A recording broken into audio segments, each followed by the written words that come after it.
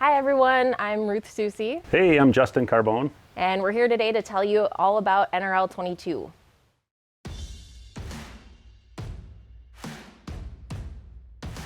So, if you want to compete in NRL22, what kind of gear are you going to need? Well, you're going to need a rifle, you're going to need a scope, and a bipod, and then a few other things that we'll get into shortly. So, about the rifle, you're going to want an accurate rifle. I mean, that's pretty much the name of the game. If you can keep them inside of an inch at 50 yards or a half inch would be even better, you'll be fine out there. We're shooting steel targets, so it's either a hit or a miss. That's a lot of times they're pretty generous, so if you can just get into position and execute a good shot, you'll be in good shape. We have a couple of rifles here that we can show you. So this one here is a Savage Mark II.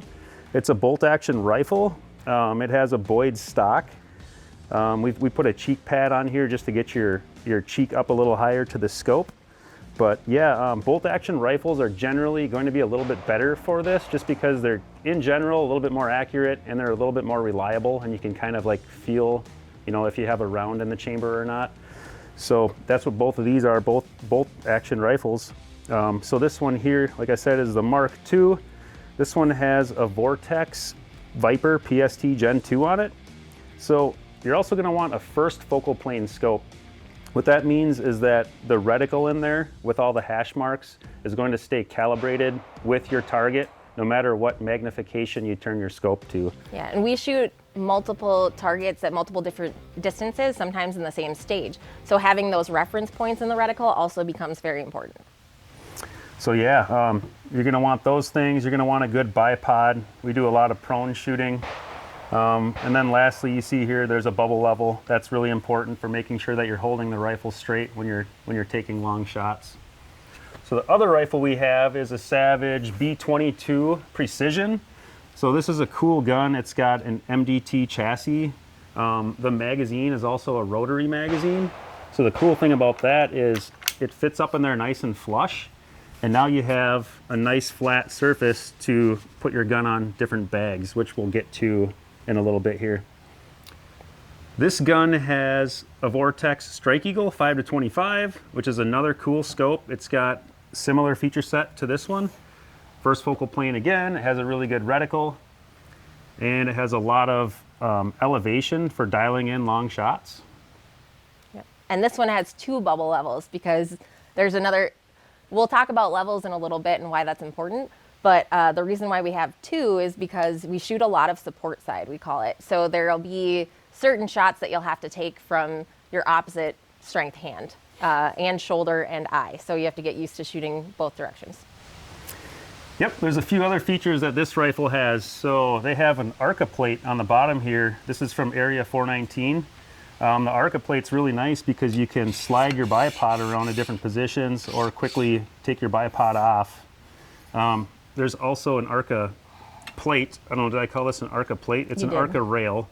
This is an ARCA plate. This just gives you a much bigger foundation for shooting off of bags. The bipods are from B&T. These are the Atlas Cal bipods. They're really nice. You can go to 45, stow them. You can go 45 back if you want. And then you've got the leg adjustments right there. So the bipod adjustments really help when you're in different prone situations. So you'll be shooting on your stomach and you're shooting downrange. There's different ranges we've shot at where you might be up on a hill shooting down, and it's nice to be able to adjust that bipod for different height situations. Or you might be the opposite, you might be shooting up onto a hill. So it's really helpful to have a bipod that has stability, but also adjustability. Exactly. Another thing we should mention here is the scope base. It's really nice to have a base that has at least 20 MOA of cant in it with rimfire, because there's a slow bullet with a low BC. There's just a lot of drop in the trajectory. So if you can cant your scope, 30 MOA would be even better. You can utilize more of that adjustment range within your scope. Yep, so that just means you can shoot farther distances. Yeah, both of these rifles have threaded muzzles. We don't use suppressors.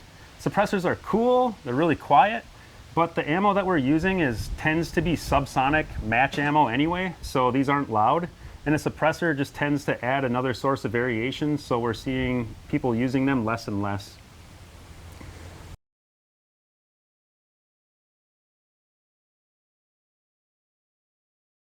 one of the really important things when you're setting up your rifle is getting the right length of pull. And I didn't realize, Justin and I shared a rifle when I first started shooting, and obviously you can tell there's a height difference. There's also an arm length difference between us. So you want to make sure that you're setting up your rifle right for you.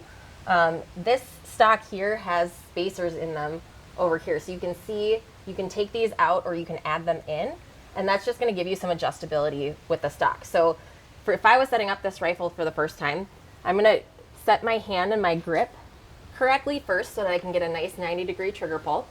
And then I'm going to measure where this butt plate is in relation to the inside of my elbow here. So this you can see, or maybe you can't see because it's behind, but my arm bend is about right here. So if I removed these spacers, this would be just about the right length for me. Yeah, if your length of pull is too long, that can be a big issue. If it's too short, you can usually work with it, but if it's too long, you can't get into the rifle and it's going to hold you back. Yeah, so you want to make sure that you get a nice 90-degree trigger pull so that you're more consistent when you're pulling the trigger. Yep, so on this one, this is a Savage Mark II. If I were to put my hand on the grip so that I had a 90-degree trigger pull and then brought the gun into my bicep, it's about just right for me. I don't know if you can see, but there's about a half-inch gap there. That would be perfect for me. So it's definitely something that you want to try to get situated, right at the beginning so you can start developing really good habits. If you're not set up properly, then you can't get in there properly and you don't have good habits, which is, really important in this game, fundamentals of shooting.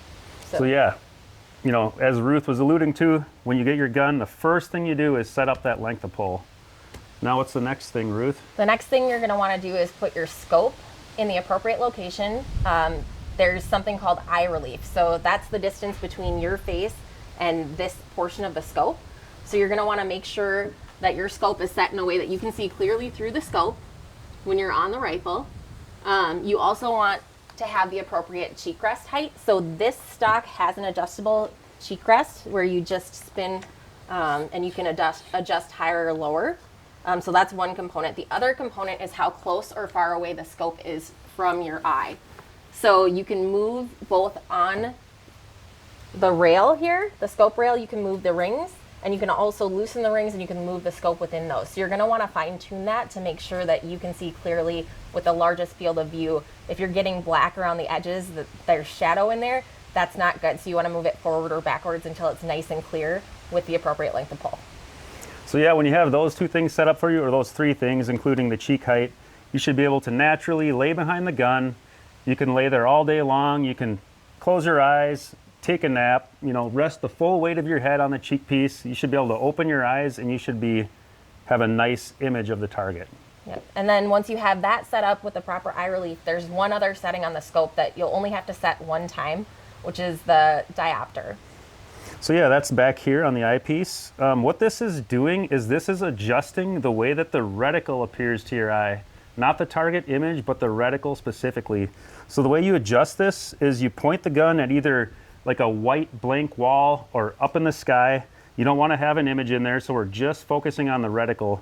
And you would turn this in or out until the reticle is perfectly clear for your eye. One of the best ways to do this, because your eye will try to focus on that and adjust for you. So one of the best ways to do this is by closing your eye and turning it slightly and then opening and determining if that's sharper or blurrier than the previous setting. And then you just repeat that. So yeah, once you get that set, you should never have to touch it again. Some people will take a paint marker and put a dot on here just so that they know if it's been turned.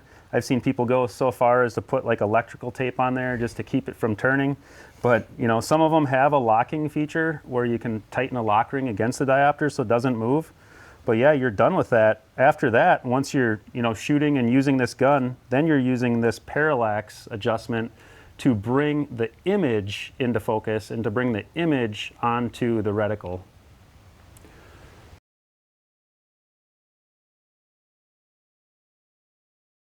So let's talk a little bit about the gear that you might need for a match or want at a match. Yeah, so you're going to need a rifle, an accurate rifle. You'll need a bipod on the rifle so that you can lay prone behind the rifle and make accurate shots. You'll need a rear bag in order to lay prone. So we'll get into some of the bags here.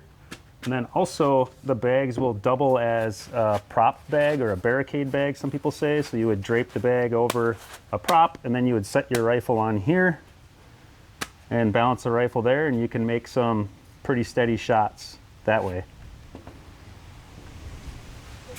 So in addition to those things, you're going to need some ammo. So we've got some ammo laid out here. These are very common types that are used in the NRL22. Everything from CCI through SK, LAPWA, RWS, and Ely. We recommend that you start out with wherever your pocketbook kind of allows you to start and see if your gun likes it. Some guns prefer, CCI, some guns like this stuff, so see what your gun likes to shoot. Yeah, so to test that out, what you'd want to do is probably buy or borrow from a friend one box of a few different types of ammo, and then go shoot groups at 50 yards and just see which one you're grouping tighter. Yep, another aspect of the ammunition in your gun would be the velocity standard deviation, or how consistent your gun is shooting that ammo for velocity. When you get into long range shooting and the trajectory starts to drop, the velocity variation becomes vertical group size, so that's another thing to consider there. Definitely something to look into. When you're shooting the multi-course fire, you're definitely not going beyond 200 yards, and you're typically inside of 100 yards, so it's not as impactful, but definitely something to keep an eye on. So about the trajectory, another thing you'll need is either an app on your phone that is a ballistics app, or a lot of people are using a Kestrel weather meter that also has a ballistic solver built in with a rangefinder. So you'll need to know the distance to your target. You plug it into your app. Your app will already have all your inputs for your gun and your ammo that you'll pre-program in there. So yeah, you'll plug in the distance and it'll tell you what you should hold for the drop. And you can either dial that with your scope, or you can hold it in your reticle. And you should also know what the wind is doing. You're going to ballpark that, estimate it based on what you're feeling. Yeah, so a couple other pieces of gear. A lot of people are using a spotting scope similar to this. This happens to be binos. These are Bushnell Forges. These are 15 power binos. These are a little on the high end. 8 power or 10 power work well as well. This is a Vortex tripod. Really nice carbon fiber tripod, lighter weight. It has a lot of adjustability, and it just works well for spotting, and some people use them for shooting as well, which we can talk about in the future here. Right, so if you don't have a set of binos or a spotter when you first start out, that's pretty typical. So come to a match and people will share gear with you and share equipment so you can keep spotting. But we highly recommend when you're new to the sport that you get on glass and you're looking downrange, because you're gonna learn a lot just by watching other people's shots downrange. So even if you don't have your own, just ask if you can borrow someone's. People are more than happy to let you be the spotter for the stage because it frees them up to do other things. So definitely reach out and ask other people to borrow gear and things like that if you don't have it right out of the gate. Yeah, and some other equipment here. So this gun has an ARCA rail from Area 419, and clamped onto the ARCA rail is a Gray Ops ARCA plate. So this will help give you more stability when you're shooting off props. It's a really good thing to have if you want to get to the higher levels. Yep. And then for bags, we mentioned before shooting off of barricades. There's different situations where different types of bags can be helpful. These are a few of the more popular bags out there right now. This is a mini fortune cookie by Weebad. The shape allows, if you're on a skinnier type prop, like a post or a pole, it gives you that nice flat surface from a small space. So that's helpful for that. This is the Game Changer, the wax canvas Game Changer from Armageddon Gear. And this is one that it's just kind of a really good all-around bag. It's my every situation bag that I use in leverage. It's nice and big, but it gets flat and nice and solid. So I like that one for most things. And then from Short Action Precision, there's the Solo Sack. This one in particular is filled with sand, which makes it nice and heavy, which is fun to carry around when you're walking around at the matches, but it also gets nice and flat. So for smaller spaces, it's kind of nice for that. Yeah, so in all these examples, these companies are offering these with different materials. Some are more durable materials, and some of them are more, soft and more flexible. So you can choose what color you want, what type of material you want, and then also what it's filled with. So everything from really light materials that are better for matches where you're doing a lot of walking and hiking, all the way to like that bag over there has sand fill. It's a lot more steady once you get it in a position, but it's just really heavy. Yeah. So that's another thing too, where people are happy to let you, play with, feel, touch their bags, so that you're not overwhelmed by all the options out there. It's good to start with one thing and then take a look at what other people are using, and you can always expand from there. Yeah, and then from there, there's bags that people use for rear support. So here's one from Armageddon Gear. They're getting pretty big, but it is a big advantage to have rear support. So people wear them like this. You'll have a bag like this for front support. You'll put it on the prop or barricade, and then they use this to fill in voids in their body and get the back end of the rifle stabilized. So again, similar to the Arca plate, it's kind of extra equipment that we don't necessarily recommend that you start with, but once you get to the higher levels, it's a big advantage to get these little things that give you more stability. Yeah. I'm a big proponent of starting simple, because it's going to help you focus on those fundamentals and get really, really good at those. And if you bring a rear bag in after you have those mastered, there's certain situations where it's really going to help you, but then you're not using it in the wrong ways where it's really going to hinder your ability to do it naturally. And there's a lot of stages that say there's only one bag allowed or no bags allowed. So it's a really good idea to start simple, in my opinion. Agreed. So on your first time attending a match, there are a few things that you're going to want to make sure you bring.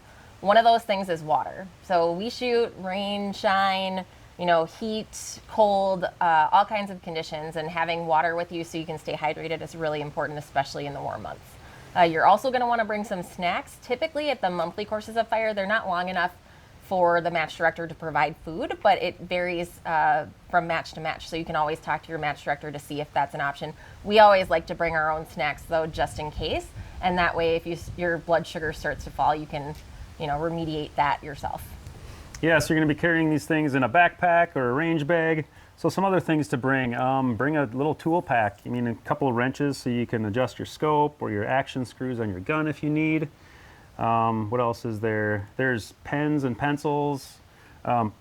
People use, when you have a stage that has multiple different targets at different distances, you need some sort of cheat sheet. People call it a dope card, which stands for data on previous engagement. It's an old sniper term. But yeah, you'll need a dope card system or, pencil and paper so that you can write those things down. Yep, and obviously eye and ear protection is always a good idea to have in your range bag at all times.